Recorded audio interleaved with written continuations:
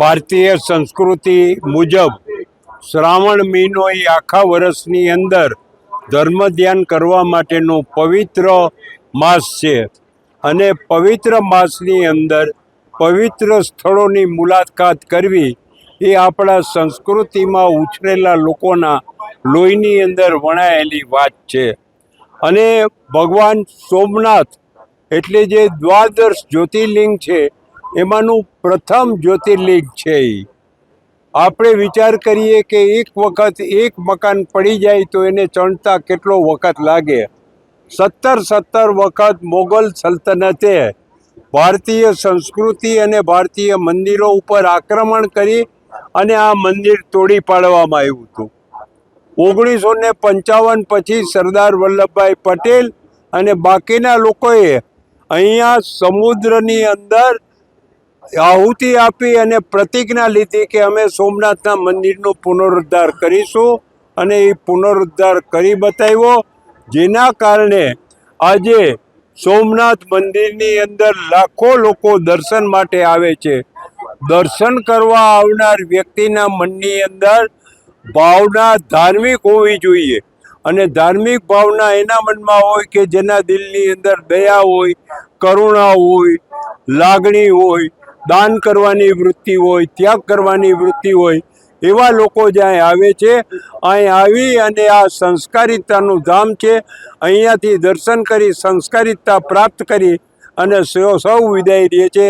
આ પવિત્ર યાત્રાધામની અંદર આજે જે રીતે વ્યવસ્થા કરેલ છે એ વ્યવસ્થા કરનાર તમામ આયોજકોને ખૂબ ખૂબ ધન્યવાદ, આભાર। જય સોમનાથ। ગુજરાતમાં પ્રદેશ અધ્યક્ષને લઈને જે વિલંબ થઈ રહ્યો છે, શું કારણ? અરે ભાઈ, એ પોલિટિકલ બીજી વાત કરજો ને, તમે કીધું ને એ હોત તો હું સોમનાથ દાદાને પૂછી જોત।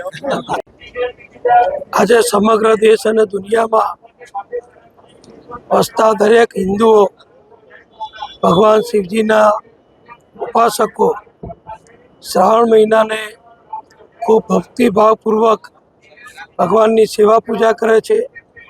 અને એમાં પણ જ્યારે સોમવાર હોય અને શ્રાવણ મહિનાનો પહેલો સોમવાર હોય ત્યારે પ્રથમ જ્યોતિર્લિંગ એવા આપણા સોમનાથની અંદર લાખો ભક્તો આખા દેશમાંથી ને પરદેશથી ભગવાનના દર્શન કરવા માટે આવે છે। રવિવારથી જ અહીંયા ખૂબ મોટી સંખ્યામાં લાખો ભક્તો એકત્ર થાય છે અને રાત્રિ આરતીના દર્શન કરે છે અને સોમવારે સવારે આરતીના દર્શનથી શરૂઆત કરી આખો દિવસ લાખો ભક્તો ભગવાનના પ્રેમથી, આનંદથી, શ્રદ્ધાપૂર્વક દર્શન કરે છે અને શ્રાવણ મહિનાના ખૂબ આનંદથી લાભ લે છે। સોમનાથનું મંદિર અનેક સુવિધાઓથી સભર આખું કેમ્પસ બની ચૂક્યું છે। અહીંયા સારામાં સારી તમામ પ્રકારની ભક્તો માટે સગવડો છે। લાખો લોકો દર્શન કરે પણ કોઈ પણ જાતની ધક્કામુક્કી કે ભીડભાડ થતી નથી। બધાને શાંતિથી ભગવાનના દર્શન થાય છે અને સાથે સાથે આ વિશાળ પ્રાંગણમાં અનેકવિધ પ્રવૃત્તિઓ અહીંયા ધાર્મિક રીતે ચાલતી હોય છે, એનો પણ ભક્તો લાભ લે છે। અનેક ભક્તો ભગવાનની પૂજા પણ કરે છે, અનેક ભક્તો ભગવાનની ધજા પણ ચડાવે છે અને આજે તો સોમવાર હોવાથી ભગવાનની પાલખી પણ અહીંયા નીકળી અને મંદિરની પ્રદક્ષિણા કરી, એમાં પણ હજારો ભક્તો આનંદથી જોડાયા।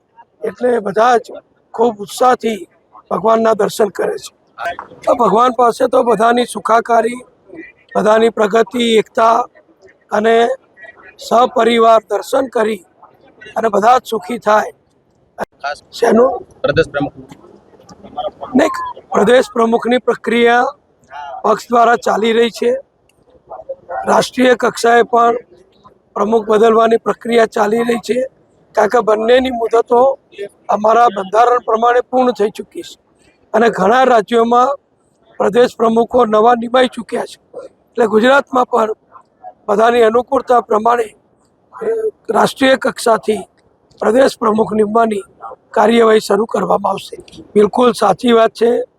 આપણે બધા નસીબદાર છીએ કે ભગવાનના આશીર્વાદથી આ ટ્રસ્ટમાં જે ટ્રસ્ટી તરીકે અત્યારે માનનીય વડાપ્રધાન નરેન્દ્રભાઈ મોદીજી છે, તેઓ શ્રી જ્યારે ગુજરાતના મુખ્યમંત્રી હતા ત્યારે પણ ટ્રસ્ટના ટ્રસ્ટી હતા, અને ત્યાર પછી તો ભગવાનના પરમ ભક્ત એવા શ્રી અમિતભાઈ શાહ આપણા ગૃહ મંત્રીશ્રી પણ અહીંયા ટ્રસ્ટી છે. અને એ સિવાય લહેરી સાહેબ જે ગુજરાત સરકારના મુખ્ય સચિવશ્રી હતા, વર્ષોના દાયકાઓના અનુભવી એવા વહીવટકાર છે, એટલે લહેરી સાહેબનું અહીંયા સતત માર્ગદર્શન મળે છે. અન્ય ટ્રસ્ટીઓ પણ સતત દેખરેખ ને માર્ગદર્શન રાખે છે, અને મોદી સાહેબ અને અમિતભાઈ પણ અહીંયા જ્યારે જે જરૂર પડે એ બધી જ અહીંયાની જરૂરિયાતો એ એમના સંબંધોથી એ પૂર્ણ કરાવે છે.